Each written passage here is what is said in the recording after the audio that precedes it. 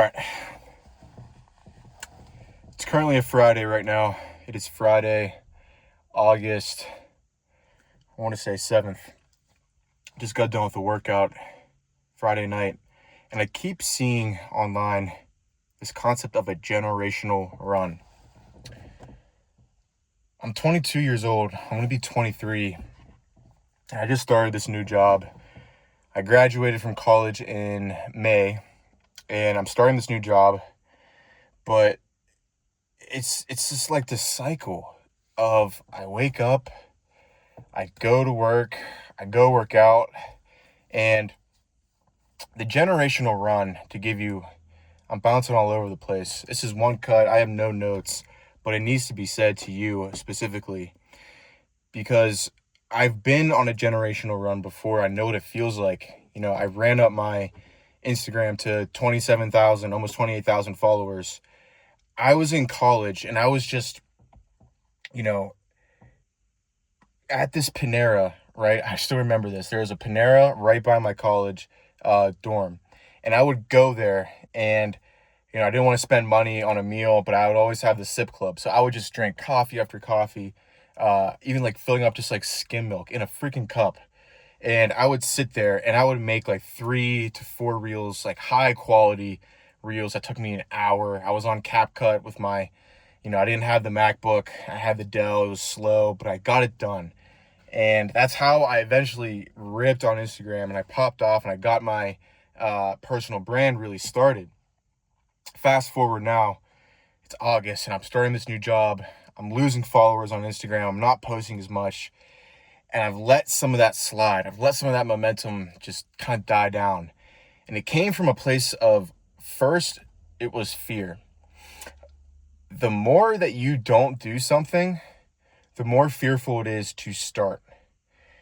The more that you will just fear the actual act. I watched all the personal brand videos. I did all this, but it just never came down to actually posting something. I would make full long form YouTube videos and I just wouldn't post them because I was scared. I was scared of it flopping, of it doing bad, of me like not having the right aesthetic.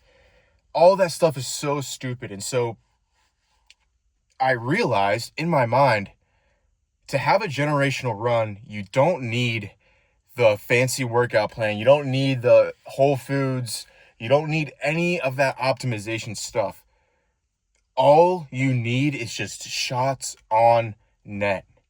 That is all you need. And I'm looking at myself, and the first thing that I thought is not fair. It's not fair. In my mind, I'm thinking it's not fair that I have to go to work and I'm so tired after work that I can barely get my ass to the gym.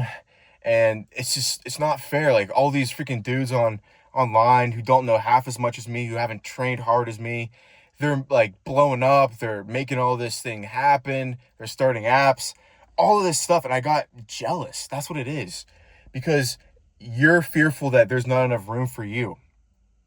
I was fearful that there's not enough room for me. And with that, I started blaming my circumstances. So the more that I put on my circumstances, it's because I'm living at home. I don't have my own place. It's, I don't have the right setup in my home gym. It kind of looks shitty. Like it doesn't look like a cool aesthetic gym. I put all of that power onto something else besides myself, not knowing that the only thing that matters is just how you view things. What is your perception, right?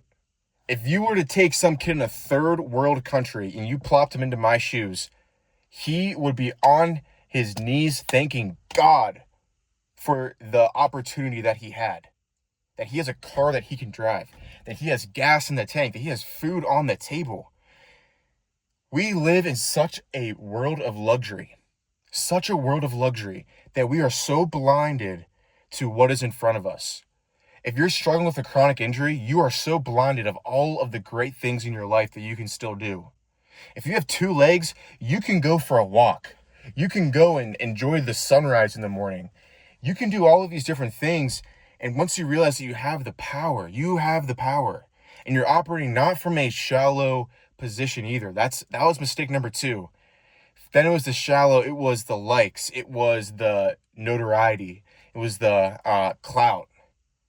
But when I looked back at when I was just really in flow state, with things, I was just doing it for the love of the game. You have to do it for the love of the game.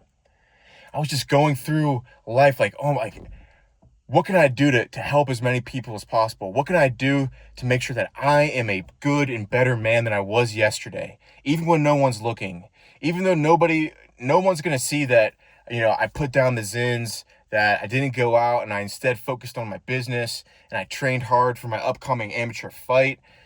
They think it's stupid. They think like, why aren't you coming out? But I know. No one's going to know. When you're in the gym and you're doing those weird rehab exercises and you're doing it the right way and you're really focusing, you have intent, I realize no one else is going to know that. It's not flexing. It's not showing the muscle. It's not, it's not the sizzle. You got to have just heart and you have to be grounded. That's what I realized. That is what you need to realize. So 1, shots on net. Realize that I have power to do the things that I want to do right here, right now. You have the power to do so. You have the power of choice. And when you combine gratitude and fury, not only are you grateful, but you're furious of where you still are and where you have to go. Those 2 things. Okay? Gratitude and fury. Like, that was just so grateful, but I was so angry that I wasn't where I was. And so to go in a generational run, you need that. You need to operate from a worthy place. What is a worthy cause that you need to go in this generational run for? Is it to feed your family?